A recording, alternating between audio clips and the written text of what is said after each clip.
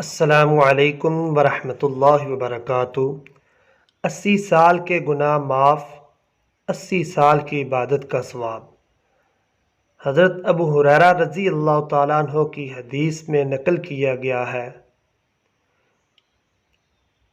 کہ جو شخص جمعے کے دن عصر کی نماز کے بعد اپنی جگہ سے اٹھنے سے پہلے